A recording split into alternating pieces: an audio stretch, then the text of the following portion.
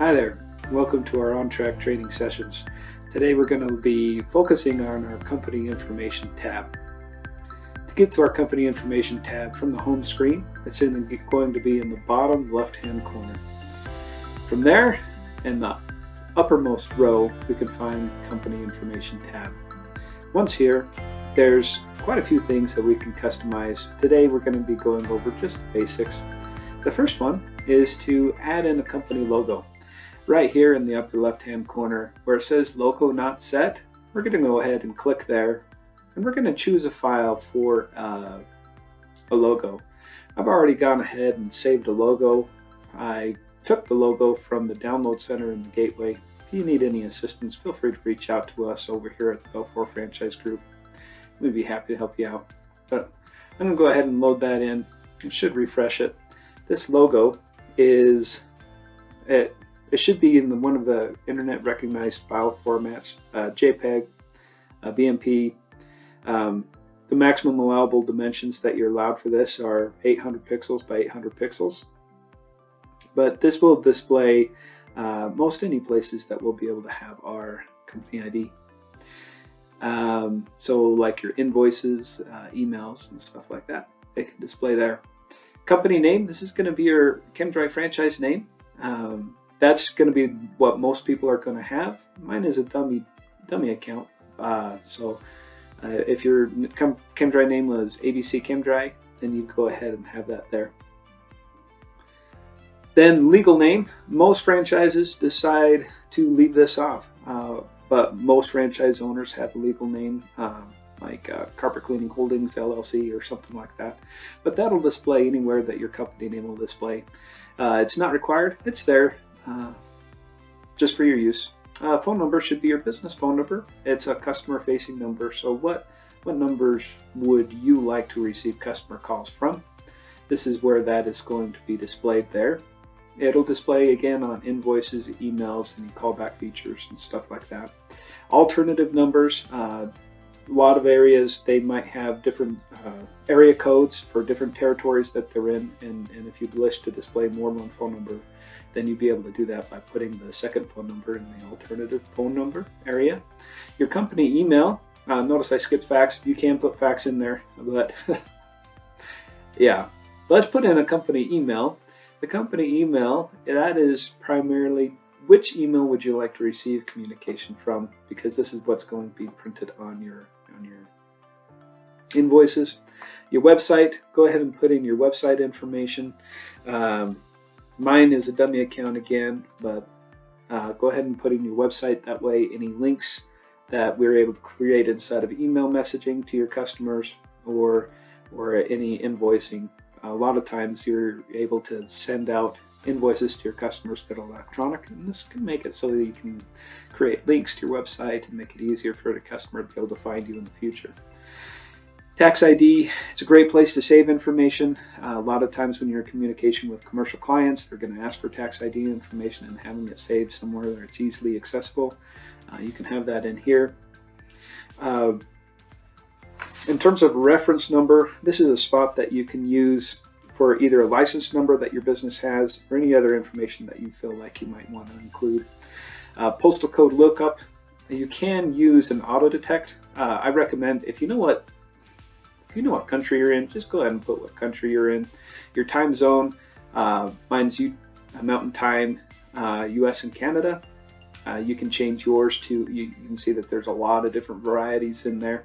Also, just right over here across from here, we'll go over this, but there's observed daylight savings or not. So if you're in Arizona, I'm pretty sure that there's an Arizona time zone in here somewhere, but you can check that or uncheck that. Default sales tax rate.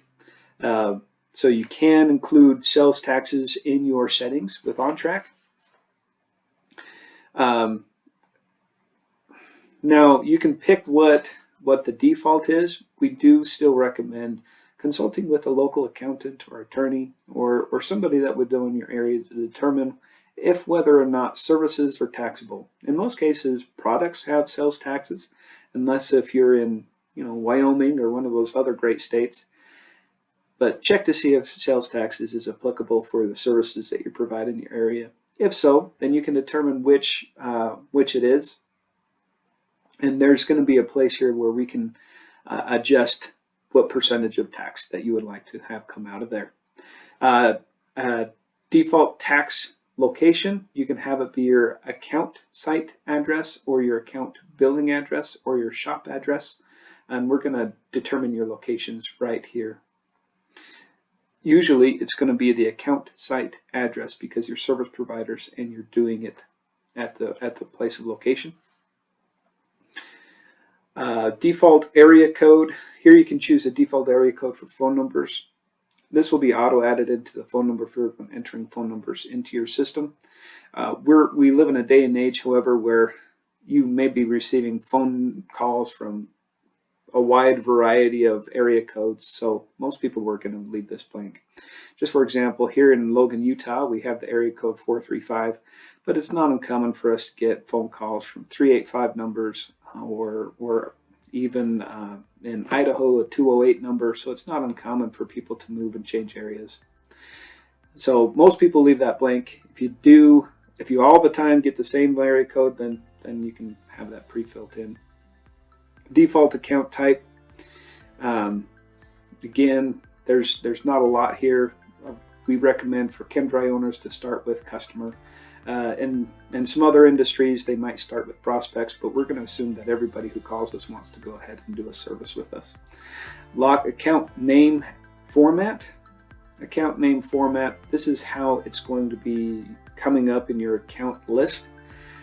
Last comma first is the default.